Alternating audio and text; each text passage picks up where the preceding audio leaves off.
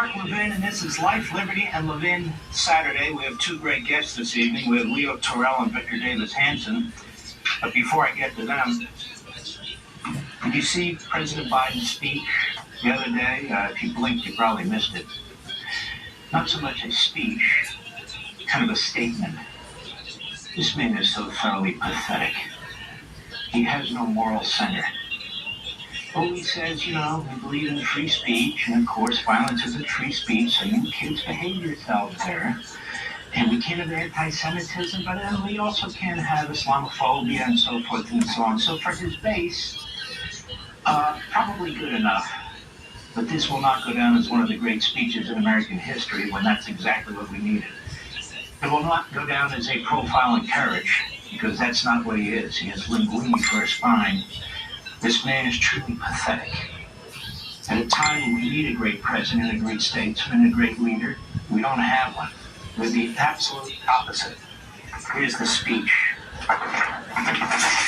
Absolutely useless. Too little, too late, Joe. Something's going on in this country that is really quite amazing to me. Let's begin here with October 7th. How many news organizations, how many news platforms have played for you the video of what took place on October 7th? We have a lot of it. It's on the internet. We have a lot of it because the monsters who perpetrated those heinous crimes of inhumanity, they took the video. They were very proud of it. The video was captured by the IDF, the Israelis. As I say, it's online. There's a 47-minute video that shows in excruciating detail how the Islamist Hamas Nazis murdered people, raped people, butchered people, burned them alive, decapitated them, cut off their breasts, shot them in the groin. Oh, there's all kinds of stuff. Mass rape. Have you ever seen it on TV? Cable or network? Well, you haven't. Why? You haven't even seen video that doesn't show the worst of it. Video where the terrorists were just going through the Nova Festival field, showing all the kids they murdered. Shot in the back, shot in the chest, shot in the head. Have you seen any of that on TV? No, you haven't seen any of it. And yet, you don't have to look very hard to find images, video, photographs of what took place during the Third Reich. When the concentration camps were finally discovered, and General Eisenhower, among others, saw what took place. So we don't get video in our media, our main media, of October 7th. Oh, it's too gruesome. Instead, we get these looped videos over and over again of buildings in Gaza that have been destroyed because Hamas either destroyed them, or they had their terrorists there, or they had their munitions there, and of course it's Israel's fault. So we see all that over and over and over again, but we don't see it on October 7th. Oh yes, we'll see some empty buildings. Oh yes, we'll see bullet holes. Oh yes, we'll see hosts who tore the areas and tell us what took place, but you won't see the video that exists. Why is that? It's called censorship. That's why. The American media is censoring what took place on October 7th. Again, you can see it online. But the mass media, where most people go for their news, you won't see it. It's being covered up. Let me tell you of a different time.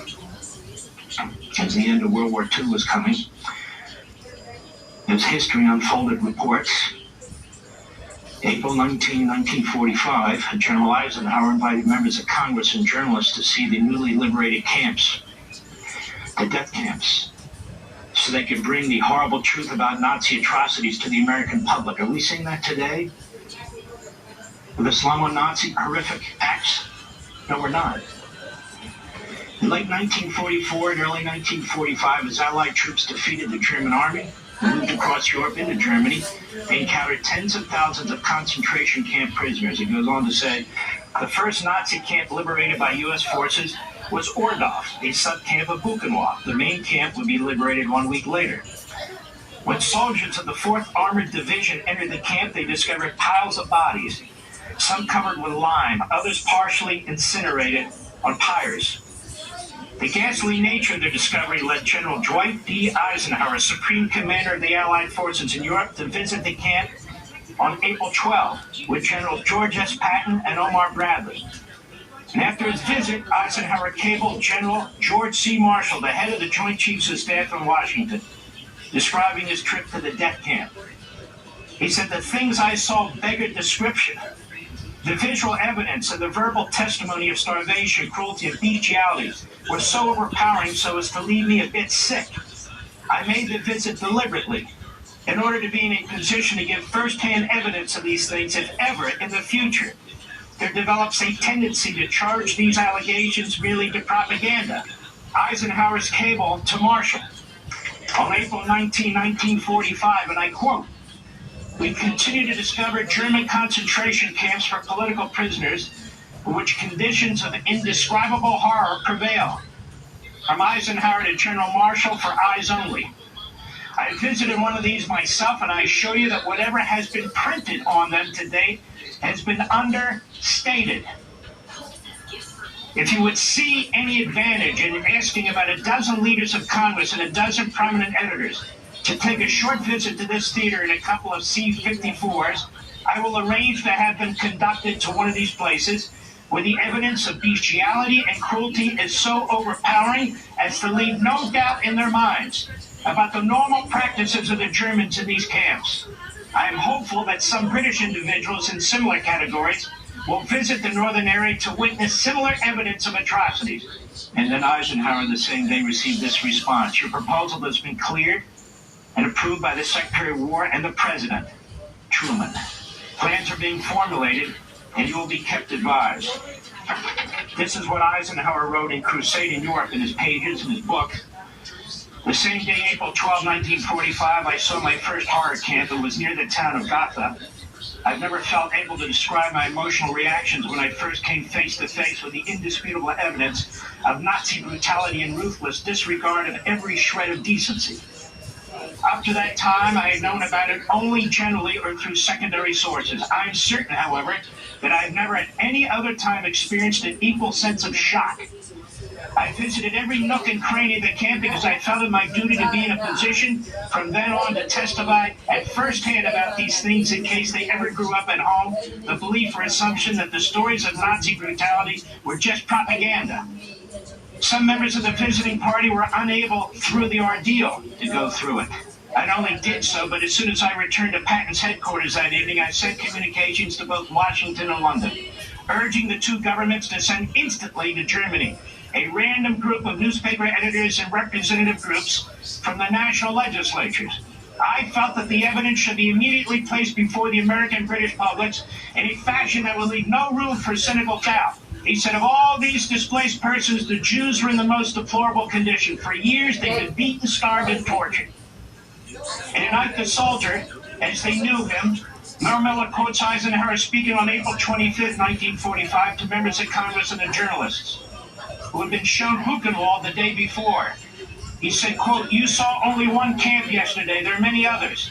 Your responsibilities, I believe, extend into a great field, and informing the people at home of things like these atrocities is one of them. Nothing is covered up. We have nothing to conceal. The barbarous treatment these people received in the German concentration camps is almost unbelievable. I want you to see for yourself and be spokesman for the United States." 1945, Dwight Eisenhower. 2024, May. You've seen nothing. Empty buildings, empty fields.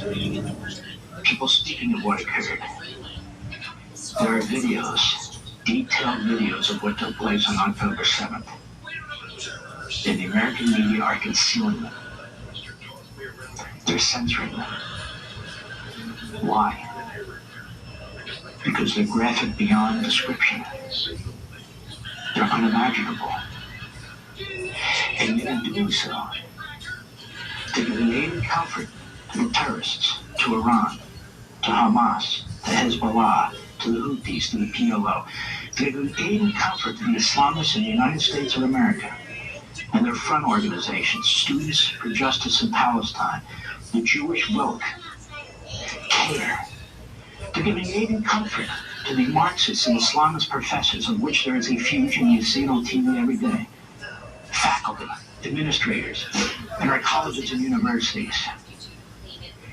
Joe Biden's speech is pathetic. He's pathetic. Anthony Blinken and he have stirred anti-Semitism not only in this country but around the world with the blood libels that they have used to accuse Netanyahu and his government, the Israelis and the IDF, the forces of righteousness, the forces of self-defense, the things they have said about them, the accusations they have made against them, has fed this hate. And October 7th was led by Iran, but it was funded by the Biden-Blinken administration, by lifting restrictions that had been placed on them by Donald Trump, funneling $100 billion into that regime so it could rearm itself, arm Hamas and the others. Weakness, appeasement, intentional funding of the enemy. We didn't even see this during World War II. But we see it today. In this speech that Biden gave, waiting weeks, truly months, a subject he skipped at the State of the Union address, with rapid, rampant, vile violence, threats, anti-Semitism, and Jew hatred flowing through their colleges and universities. His voters, his faculty, his base. The best he could do with a short nothing burger of a statement, he didn't get up and say, I will not tolerate this as President of the United States. There's good and there's evil. There's no moral equivalency. I'm directing the Attorney General of the United States. I'm directing the head of the Civil Rights Division at the Department of Justice. I'm directing the Department of Education and the Secretary there in the Office of Civil Rights. I'm directing my Secretary of DHS to get to the bottom of this. I'm directing the FBI, find out who's funding it. We all know. I've done 3 shows on this now. Who's funding it?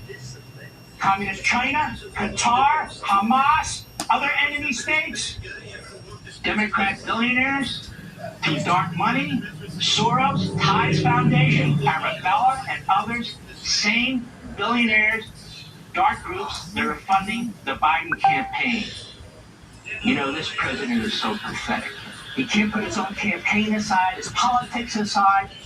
Sometimes you just do the right thing because it's right, but he won't. And so he sends Blinken to Israel to trash the Jewish state. Blinken's over there kissing every terrorist's backside, funding them, funding them. Who do you think they're rooting for in the next election? Joe Biden doesn't say, I only praise law enforcement, but these marauders, these rioters, the Hitler Youth, they should be expelled from these colleges. They should be prosecuted to the full extent of the law. I'm asking my federal departments to look into this to ensure that no Civil Rights Act has been violated and every other law that we have. I'm asking Congress to pass laws to protect Jewish students in our universities and colleges. No. No, Joe has to play with the Hamas wing of his party, the dark money billionaires that are funding all of this. That's Joe Biden. He's a chameleon. He's power hungry. He wants money. It's about him. It's about his money. It's not about the country. He will do anything to win re-election. He will do anything for power. When the history books are written, it'll be too late. But when they are written, Joe Biden will be remembered. He will be remembered like the Third Reich and the Ivory Tower is remembered. At Harvard, at Columbia, at the University of Virginia, at Yale, and so forth and so on, where they gave aid and comfort to Nazi Germany. Joe Biden has given aid and comfort to the modern Nazis in Iran, Hamas, and in our own country, the Hitler Youth, the imams that spew their hate in Fort Lauderdale, Florida, parts of California, New Jersey, and Dearborn, Michigan. Did he speak out against them in his speech? Not once. God willing, we'll be done with this man and his insidious regime in a few months. We'll be right back.